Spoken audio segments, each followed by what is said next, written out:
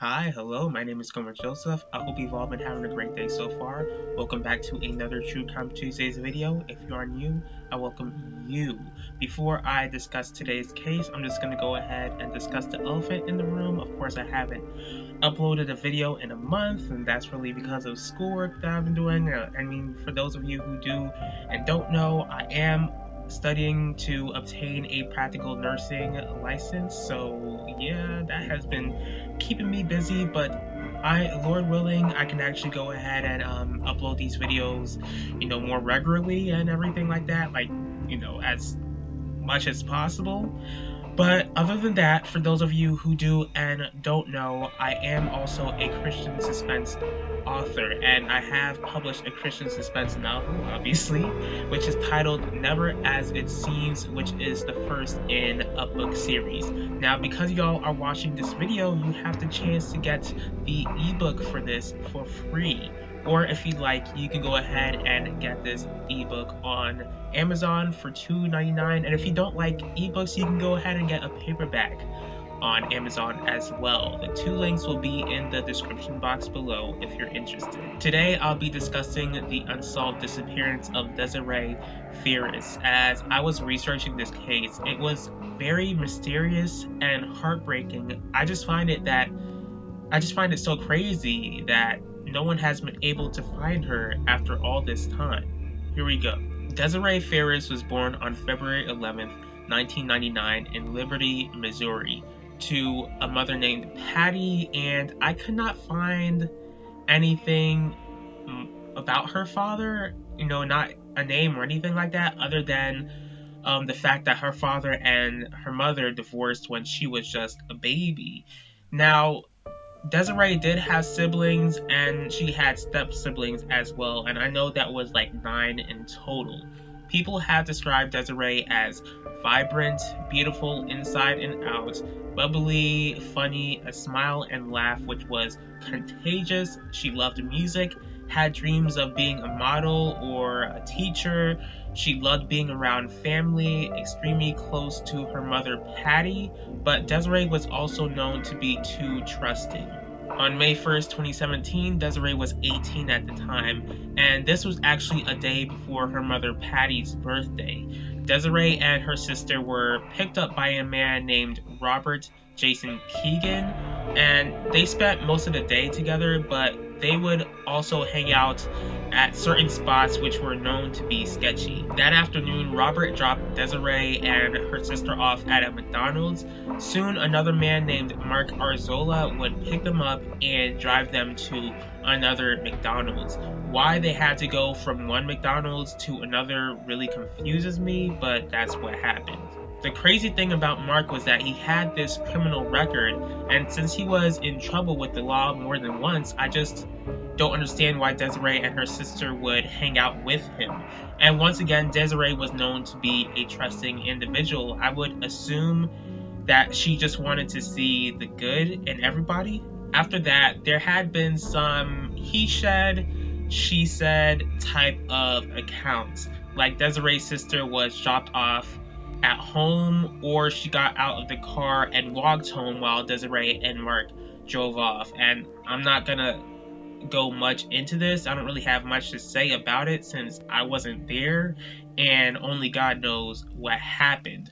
Overall, Desiree was supposed to be dropped off at a friend's house, but she never made it there. Where she spent time at was at Mark's house in a neighborhood which is known to be sketchy. At 1 a.m. on May 2nd, Desiree would text her sister informing her that she was on her way home. She would also call someone, text, and go on Facebook, but that was the last time anyone ever heard from Desiree. Later on that day, Patty would try to contact her daughter. It was Patty's birthday. She knew Desiree and her sister wanted to have something planned.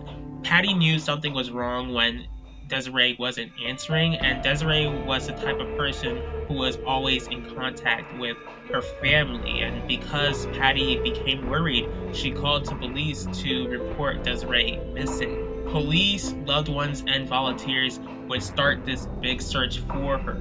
As investigators were looking into this case, they started looking into the sketchy areas that Desirea was last seen in, like drug houses, but there haven't been any leads. Since there hadn't been any cooperation from those who were questioned, it was really making things difficult to find out where Desirea could be.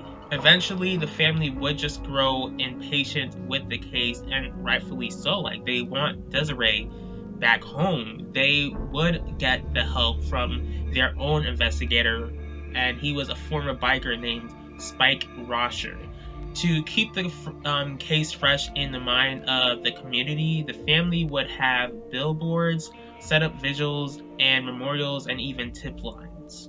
One part of this investigation which truly frustrates me was that Desiree's mom, Patty, would get this text not only claiming that Desiree was alive, but trapped in sex trafficking, and that it would take $2,000 to bring her back home. Spike would eventually discover that this was just a scammer from India, and as to attempt to swindle money out of a family's pain is just pure evil and sickening. And what breaks my heart is that the family believes that Desiree is dead. I believe the overall story was that they talked with someone at a certain drug house who said that Desiree was killed and placed inside a pickup truck.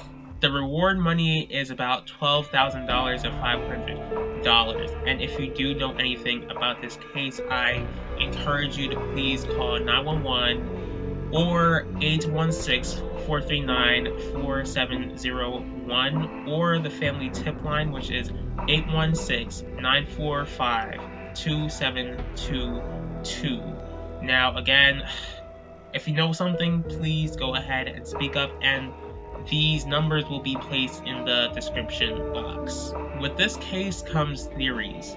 One theory was that Robert Keegan and Mark Arzola have something to do with Desiree's disappearance, and it's not too far-fetched since they have sketchy past and brought Desiree to dangerous places before she disappeared. Another theory is that Desiree could be alive, but that she was sold into sex trafficking.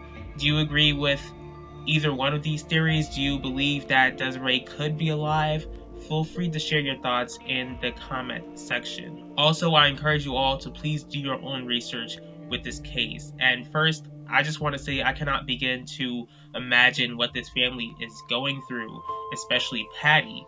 I know that they miss her so much every single day. Like, they're working hard to make sure that she's found. Like, Patty's baby went missing on her birthday, and a day which you should celebrate and be thankful to God for. Instead, every birthday she has to be reminded that her daughter is not with her. Desiree will be like 21 years old right now, and it's been 3 years since she's been missing. My prayers are with her family, and I do pray that Desiree would eventually be found. The God that I serve, the God of the Bible, is a God of justice. He knows exactly where Desiree is, and he will make sure that justice is served. I thank you all so much for taking the time in your day to watch this video. If you did like this video, please hit the like button. And once again, if you have any thoughts on this case, please leave your thoughts in the comment section. Ooh, I almost said the description box. If you want to see more videos from me, please feel free to subscribe and click the bell to be notified about the next video. And if there's a certain true crime case that you'd like me to cover, please let me know. I'll see y'all for the next True Crime Tuesdays. I'll talk to y'all later.